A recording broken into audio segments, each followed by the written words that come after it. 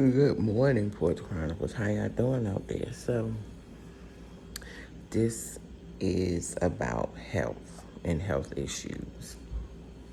Now, y'all know I had a husband that died at 34 because of complications from medication given to him when he got gout.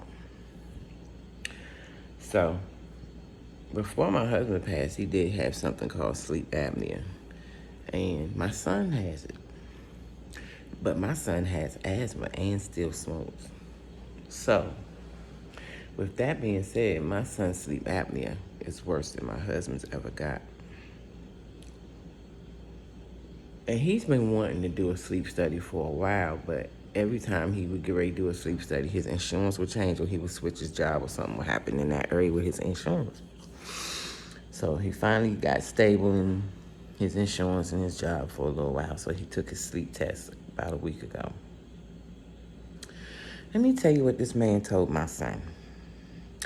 They didn't even go through the rest of the night for the whole sleep study. His apnea was so bad that he was like, look, we're gonna stop the test and we're gonna put you on the CPAP for the rest of the night because we got enough for your results. And he was like, cool.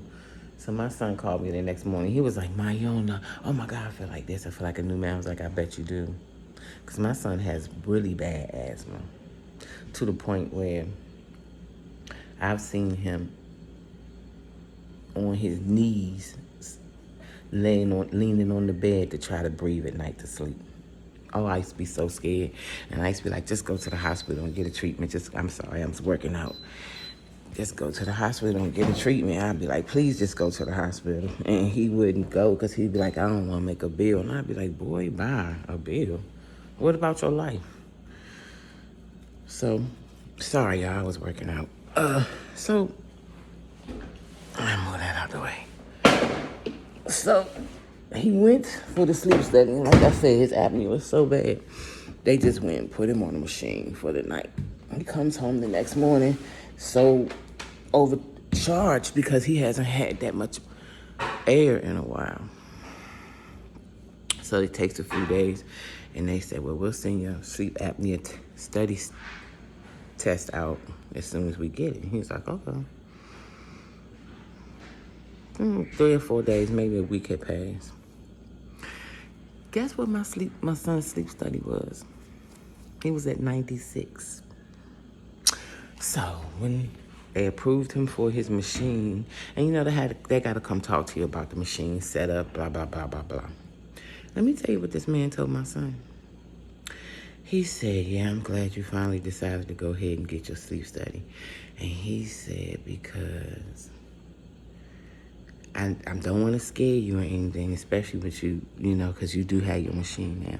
He was like, you were at a 96.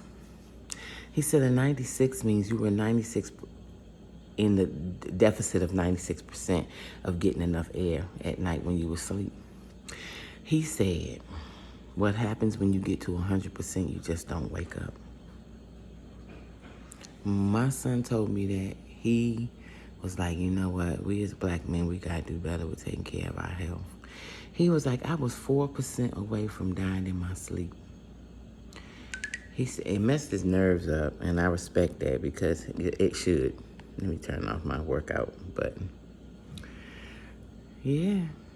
And I know people who have sleep apnea, and I had to take the test before I had weight loss surgery, and I was borderline, but they didn't make me get a sleep apnea machine because I was taking the test to get weight loss surgery. And he was like, well, since you're going to get weight loss surgery, your apnea will get better. And I was like, okay, cool.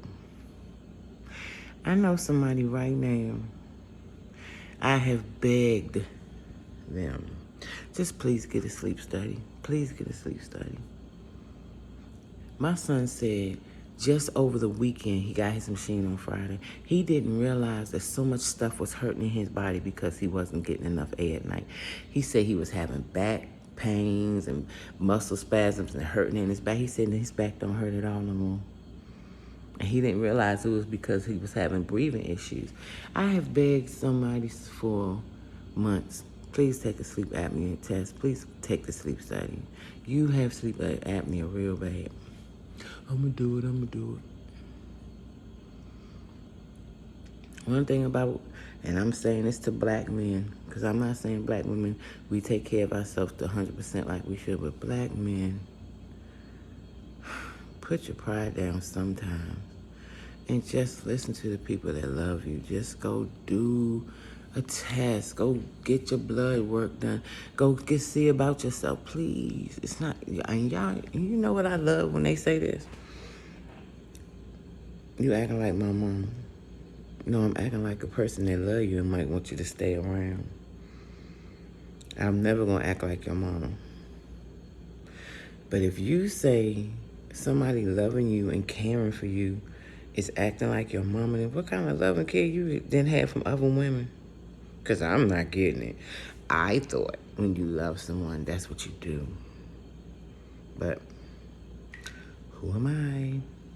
I love you, Porch Chronicles. Take care of your health. Do you not know you are not indestructible?